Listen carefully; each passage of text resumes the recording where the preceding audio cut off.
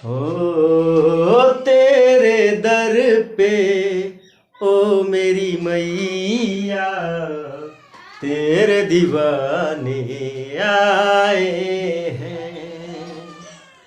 तेरे दर पे ओ मेरी मैया, तेरे दीवाने आए हैं। भर दे झोली मैया भोली, बिगड़ी बनाने आए हैं।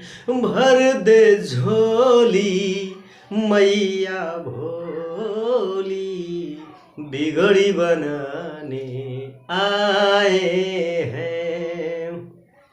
नमस्कार साथियों, एक बार फिर से आपका अपने YouTube चैनल साइंस वाले धीरेन्द्र सर में स्वागत है। पिछली क्लास में हमने लीव्स के टाइप्स के बारे में स्टडी कर लिया था। लीफ में जो फोटोसिंथेसिस की प्रोसेस होती है इसको हमने स्टडी कर लिया था।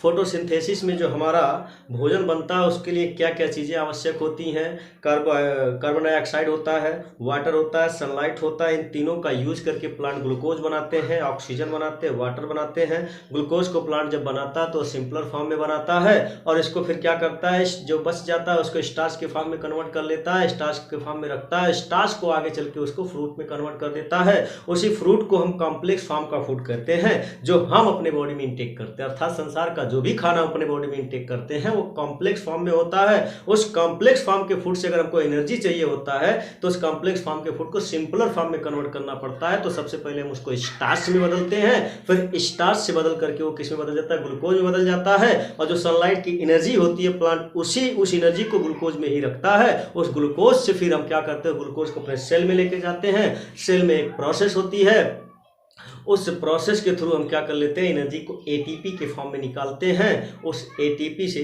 भोजन, हालांकि पायरुवेट वगैरह की भी बातें आती हैं, तो एटीपी को एडीपी में कन्वर्ट करते हैं जिससे हमें क्या होती है, एनर्जी प्राप्त हो जाती है। थोड़ा लंबा टॉपिक है एनर्जी कैसे हम उसको ऑब्टेन कर पाते हैं, लेकिन इतना जान गए थे कि भोजन को कॉम्प्लेक्स फॉर्म में लेते हैं, जो फ्रूट होता है उसको सिंपलर फॉर्म में कन्वर्ट करके अपने बॉडी से हम क्या कर लेते हैं, अपने बॉडी को एनर्जी दे देते हैं। इतनी बातें हमने समझ ली थी। आज की इस क्लास में हम डिस्कस करेंगे टाइप्स ऑफ लीव्स। पिछली क्लास में भी हम टाइप्स ऑफ लीफ की बात किए थे, लेकिन जो हम टाइप्स की बात किए थे on the basis of design, design के आधार पर पत्तियां कितने प्रकार की होती हैं। बनावट के आधार पर पत्तियां दो प्रकार की होती थी।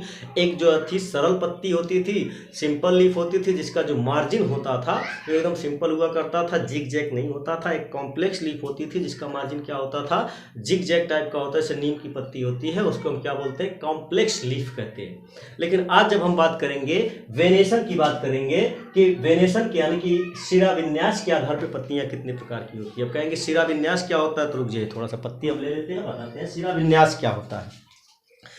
ये जो लीफ है हमारी, इस लीफ में ये वेन्स जो है, ये वेन्स किस तरह से डिस्ट्रीब्यूट की गई है, बांटी गई है, बिखरी हुई है इस पूरे लीफ में, उनका वेनेशन, उनका जो बनावट होता है उसी को बोलते हैं वेनेशन।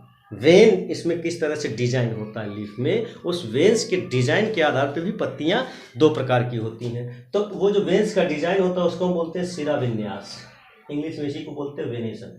तो today we will discuss about the leaves or about the types of leaf on the basis of their venation. अपने वेनेशन के आधार पे, अपने शिरा विन्यास के आधार पर पत्तियां कितने प्रकार की होती हैं। तो इसमें जब हम बात करते हैं तो इसमें पत्तियां हमारी दो तरह की होती हैं। एक होती है पैरेलल वेनेशन वाली और एक होती है रेटिकुलेट वेनेशन वाली होती है। अब कहेंगे सर पैरेलल वेनेशन क्या होता है, रेटिकुलेट वेनेशन क्या होता है। आप केले का पत्ता तोड़े होंगे कभी, देखिए एग्जाम्पल में लिखें केले का पत्ता जब तोड़ेंगे तो उसमें देखेंगे जो उनका वेनेशन होता है एकदम ऐसे पैरेलल होता है। केले का पत्ता तोड़ेंगे इस तरह से रहता है, तो इसमें आप देखेंगे वेनेशन ऐसे पैरेलल रहता है, इस तरह से वेनेशन इस तरह से पैरेलल रहता है। बीच उसमें कुछ नहीं रहता है, इसमें कुछ नहीं रहता है, सिर्फ क्या रहता है, एक दूसरे के समांतर रहती हैं। समांतर ये वाला स्थिति रहता है, इस तरह से समांतर रहती है। ये जो गैप होता है इक्वल, लगभग इक्वल होता है। तो इस तरह से अगर वेन्स का फैलाव डिस्ट्रीब्यूशन है पत्ती के अंदर, अगर वेन्स इस तरह से डिस्ट्रीब्यूट हुई है तो इस तरह के जो वेनेशन होता है उसको बोलते हैं पैरेलल वेनेशन। और जो पैरेलल वेनेशन होता है ये किस में पाया जाता है, ये पाया जाता है केला में। और जिस प्लांट में ये वेनेशन होता है उसमें जो फ्रूट लगता है, कोई भी फ्रूट लगेगा, हालांकि केवल केला भर में नहीं पाया जाता, आप गेहूं वगैरह का भी देखेंगे तो उसमें भी क्या होता है, वेनेसन इसी टाइप का होता है, पैरेलल वेनेसन होता है। तो जिस भी प्लांट में क्वेश्चन पूछ लेता है, बहुत बार पूछा गया क्वेश्चन है कि समांतर सिरा विन्यास वाले जो पौधे होते हैं या समांतर सिरा विन्यास वाली पत्तियां जिन पौधों में पाई जाती हैं उनमें बीज कैसा, सीड कैसा लगता है, सीड कैसा होता है, तो आपका आंसर हो जाएगा एक बीजपत्री, या उसमें मोनोकाट सीड पाए जाते हैं। मोनोकाट सीड क्या होते हैं, एक बीजपत्री सीड वो सीड होता है, वह बीज होता है जिसको अगर हम तोड़े तो दो भाग में डिवाइड ना हो। जैसे चना होता है ना, चना को अगर हम तोड़ते हैं तो उसमें दुई फली निकल जाता है, तो ये दुई फली वाले जो होते हैं उनको मोनोकाट सीड नहीं बोलते हैं, वो डाई काट सीड कहलाते हैं। क्या कहलाते हैं, डाई काट सीड कहलाते हैं। अब इसी में आप देखिए, अगर चावल की आपको एक पत्ती दे दी जाए, चावल का चावल का पत्ती नहीं, चावल का एक सीड दे दिया जाए और कह दिया जाए कि इसके दो बराबर भागों में आप क्या करिए, डिवाइड कर दीजिए, तो आप उसमें से फली नहीं बना पाएंगे, दो इक्वल पार्ट नहीं डिवाइड कर पाएंगे, तो वो मोनोकाट नहीं होता, सॉरी वो डाई काट नहीं होता, वो मोनोकाट ही होता है। मतलब एक बीज होता है, एक बीज पत्री होता है, तो एक बीज पत्री को इंग्लिश में बोलते हैं मोनोकाट। तो ऐसे प्लांट जिसमें पैरेलल वेनेशन पाया जाता है, जिसके लीफ में पैरेलल वेनेशन पाया जाता है, समांतर सिरा विन्यास पाया जाता है, वो जो पेड़ होते हैं उनमें जो सीड लगता है वो सीड मोनोकाट होता है। उसके सीड को अगर तोड़ेंगे तो दो भाग में डिवाइड नहीं होगा। अगर आप देखेंगे चना की छोड़ दीजिए, आप इसका मटर का ले लीजिए, मटर का सीड उसको भी तोड़ेंगे तो दो फली में डिवाइड हो जाता है। जिस चीज़ की दाल बन जाती है, दो अलग अलग पार्ट डिवाइड हो जाते हैं, उसे हम डाई काट कहते हैं। और जिसका दाल नहीं बन पाता, जो डिवाइड नहीं होते हैं अलग अलग पार्ट में, उसको मोनोकाट सीड के अंतर्गत समझ पाएंगे। चावल वाले एग्जाम्पल से आप समझ पाए होंगे कि इस तरह के जो प्लांट होते हैं उनमें कैसा सीड पाया जाता है, पैरेलल समांतर पैरेलल वेनेशन वाले जो प्लांट्स होते हैं जिनके लीफ में पैरेलल वेनेशन होता है, उनमें कैसे सीड्स पाए जाते हैं, मोनोकॉट सीड पाए जाते हैं। इसमें दो फली नहीं बन पाता है। तो आई होप ये आपके समझ में आ गया होगा। दूसरा होता है रेटिकुलेट वेनेशन। रेटिकुलेट वेनेशन क्या होता है, रेटिकुलेट वेनेशन का मतलब होता है कि ऐसे प्लांट या प्लांट की ऐसी लीफ जिसमें जो इनका वेनेशन होता है, वेंस का वेनेशन होता है, ये वेंस का वेनेशन ये पैरेलल, ये दिख तो रहा है पैरेलल, लेकिन आप देखेंगे इस बीच में भी बहुत सारा डिजाइन बना हुआ है, वेन्यूल्स का वगैरह का डिजाइन बना हुआ है। तो इस डिजाइन की वजह से हम इसको पैरेलल वेनेशन नहीं कह पाते। तो ऐसे प्लांट जिनके लीफ में इनका जो वेन्स होती हैं ये पैरेलल ना होकर इस टाइप के भी, इसमें बीच में भी दुनिया भर का इसमें पाई जाती हो, वेन्स पाई जाती हो, तो उस तरह की लीव्स को हम क्या बोलते हैं, रेटिकुलेट वेनेशन वाली लीव्स बोलते हैं। इसको हिंदी में बोलते हैं जालिकावत सिरा विन्यास। इसमें जाली की तरह, आम का कोई पेड़ बताया, पिछली क्लास में बताए थे, आम का कोई अगर लीफ किसी बाग वगैरह में आप पेड़ के नीचे पा जाएंगे गिरे हुए, सड़ी हुई लीफ, आप देखेंगे उसका पत्ता पूरा झड़ जाएगा, लेकिन उसमें जाली की तरह स्ट्रक्चर दिखाई देंगे। वो जाली की तरह जो स्ट्रक्चर आपको देखने को मिलता है वो जालिकावत होता है, उसी को बोलते हैं जालिकावत सिरा विन्यास, या इंग्लिश में बोलते हैं रेटिकुलेट वेनेशन बोलते हैं। क्या बोलते हैं, रेटिकुलेट वेनेशन। इसीलिए हम कह सकते हैं कि सिरा विन्यास के आधार पर पत्ती के दो प्रकार होते हैं। On the basis of venation there are two types of leaf. First क्या होता है, पैरेलल वेनेशन, एंड सेकंड क्या होता है, रेटिकुलेट वेनेशन। पैरेलल वेनेशन में क्या होता है, पैरेलल वेनेशन में जो लीव्स होती है उसमें जो उनकी वेन्स होती है एकदम बिल्कुल पैरेलल होती हैं। इनमें जो सीड लगते हैं वो सीड्स कौन से होते हैं, मोनोकाट सीड होते हैं, ये डाई काट सीड नहीं होते हैं। और जो रेटिकुलर वेनेशन होता है उसमें क्या होता है, जाली की तरह पूरा इनका जो वेन्स होता है फैला रहता है, और इसमें जो सीड्स लगते हैं वो द्विबीजपत्री लगते हैं, यानी कि इनको हम क्या बोलते हैं, डाई काट सीड बोलते हैं, इंग्लिश में बोलते हैं डाई काट सीड। ये किस में पाया जाता है, आम अमरूद वगैरह में पाए जाते हैं। दालें, मूंगफली भी, मूंगफली को भी तोड़ेंगे दो पार्ट में से डिवाइड हो जाती है, टूट जाती है, तो डाई काट सीड पाए जाते हैं। आई होप यहाँ तक आप लोगों को समझ में आ गया होगा। अब इसके आगे कुछ खास बातें हम समझते हैं। कुछ प्लांट्स ऐसे होते हैं जो अपनी पत्तियों को, ये टाइप्स गया खत्म हो गया आप लोगों का, जितना भी लीफ का टाइप्स था हमने बताया थे, दो तरह से बताया हमने, on the basis of their design. Design के आधार पे ये सिंपल लीफ और कॉम्प्लेक्स लीफ होती हैं, और वेनेशन के बेसिस पे भी ये दो टाइप्स की होती है, एक पैरेलल वेनेशन वाली होती है और एक रेटिकुलेट वेनेशन वाली। पैरेलल वेनेशन वाले में मोनोकाट सीड लगते हैं, जिसमें जिनका दो बीज को दो भाग में डिवाइड नहीं किया जा सकता इक्वल पार्ट में। और तीसरा दूसरा जो होता है आपका ये रेटिकुलेट वेनेशन वाला होता है, जिसमें द्विबीजपत्री पाए जाते हैं, जिन्हें डाई काट कहते हैं। किसमें पाई जाती है, दालों में पाई जाती है, मूंगफली वगैरह में पाई जाती हैं। तो ये हमारा हो गया रेटिकुलेट वेनेशन वाला। तो यहीं पे आप लोगों का जो लीफ के टाइप्स थे ये आपके समाप्त हो जाते हैं। कुछ लीव्स की विशेषताएं रह गई थी, उनको थोड़ा सा समझ लेते हैं। पहली विशेषता इसमें दिया हुआ है कि कुछ लीव्स ऐसी होती हैं जो अपने आपको क्या कर लेती हैं, अपने रूप को जिसे बोलते हैं, ये क्या कर लेती है, चेंज कर लेती हैं। अब बताए भी थे, इसके पहले भी इनको बता चुके हैं, अपने रूप को चेंज क्यों करती हैं।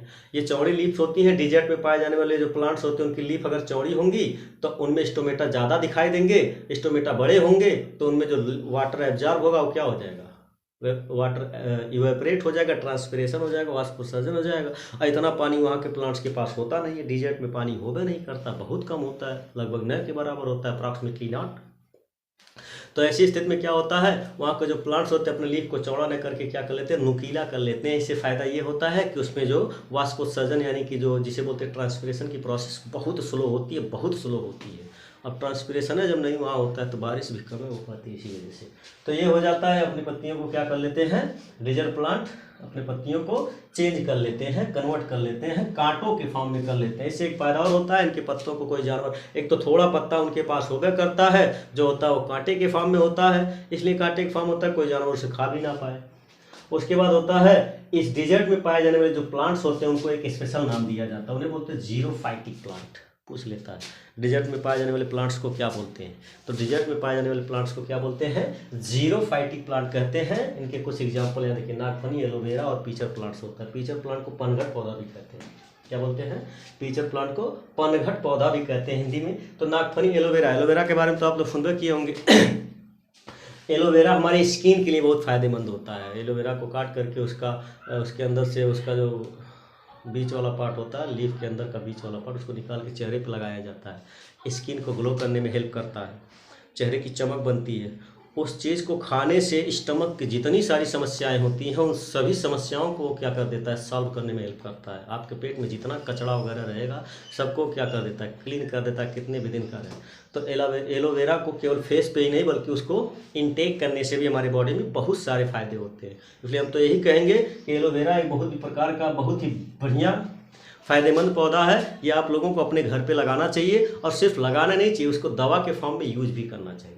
समझ में आ गया, एलोवेरा हो गया, पीचर प्लांट हो गया। पीचर प्लांट की कुछ खास बात जान लेते हैं।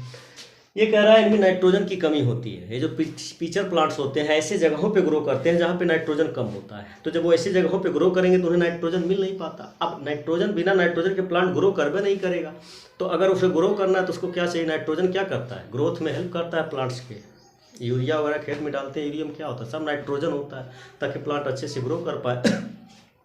तो प्लांट को ग्रो करने के लिए नाइट्रोजन तो चाहिए, लेकिन पीचर प्लांट ऐसा प्लांट होता है, ऐसे जगह पे उगता है जहाँ पे नाइट्रोजन बहुत कम होता है। तो ये नाइट्रोजन की कमी को अपने फुलफिल करने के लिए, इसके बॉडी में जितनी नाइट्रोजन की कमी होती है उसको फुलफिल कंप्लीट करने के लिए, पूरा करने के लिए क्या करता है, कीटों को, जो कीड़े मकोड़े होते हैं इसके ऊपर जो बैठते हैं उनको क्या करता है, खाता है। एक प्रकार का एक कीट भक्षी पौधा है जिसे बोलते हैं, तो इंसेक्टिवोरस प्लांट बोलते हैं इंग्लिश में, इंसेक्टिवोरस प्लांट। ये पीचर प्लांट होता है, तो जो है जितने कीड़े होते हैं उनको खा लेता है। कीड़ों को खाने की वजह से इसके अंदर, कीड़े के अंदर का जो नाइट्रोजन होता है, इंसेक्ट के अंदर का नाइट्रोजन, वो अपने लिए क्या कर लेता है, यूज कर लेता है। और क्या कह रहा है, ऐसे पीचर प्लांट जो पानी में निकलते, कुछ ऐसे पीचर प्लांट होते हैं, इंसेक्टिवोरस प्लांट्स होते हैं या पनघट पौधा होता है जो पानी में निकलते हैं। अब पानी में निकलने की वजह से हम क्या कहते हैं, ब्लैडर कहते हैं।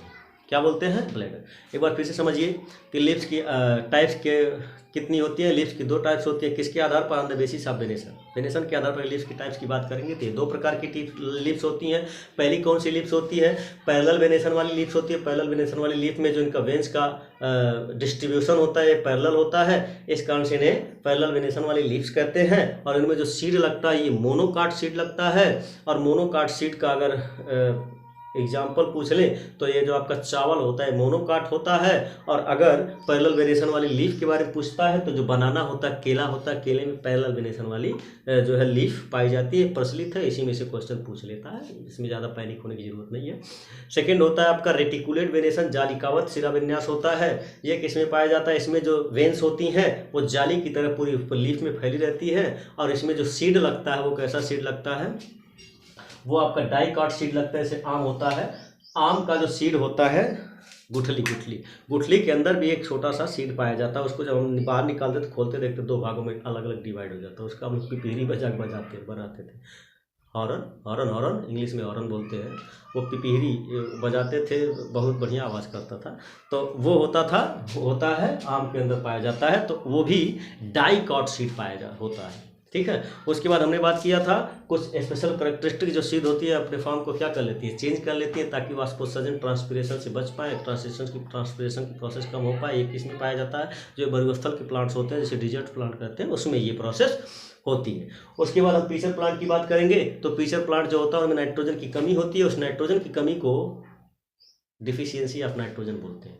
नाइट्रोजन की कमी को डिफिशियंसी ऑफ नाइट्रोजन बोलते हैं। उसको फुलफिल करने के लिए ये प्लांट्स क्या करते हैं, जो इंसेक्ट्स होते हैं, कीड़े होते हैं, उनको खाते हैं। अब जो कीड़े खाते हैं उनको इंसेक्टिवोरस प्लांट कहते हैं। हर्बीवोरस, ओमनीवोरस, इंसेक्टिवोरस, बहुत सारे प्लांट्स होते हैं या ऑर्गेनिज होते हैं। इनके बारे में जब न्यूट्रिशन पढ़ाएंगे तो हम बताएंगे। अभी हम न्यूट्रिशन की बातें नहीं कर रहे हैं। तो इसलिए जो कीड़े खाने की वजह से हम इंसेक्टिवोरस प्लांट, कीटभक्षी पौधा कहते हैं। और कुछ ऐसे प्लांट्स होते हैं, पीचर प्लांट होते हैं, जो वाटर में उग जाते हैं, पानी में निकलते हैं। इन्हें हम क्या कहते हैं, ब्लैडर कहते हैं। आई होप ये भी क्लास आपको अच्छे से समझ में आ गई होगी। फिर भी किसी भी प्रकार का डाउट रह गया हो तो उसको आप कमेंट बॉक्स में कमेंट कर सकते हैं। तब तक के लिए बाय बाय, टाटा, नमस्कार। आप चाहो तो इसका स्क्रीनशॉट भी ले सकते हैं। Thank you.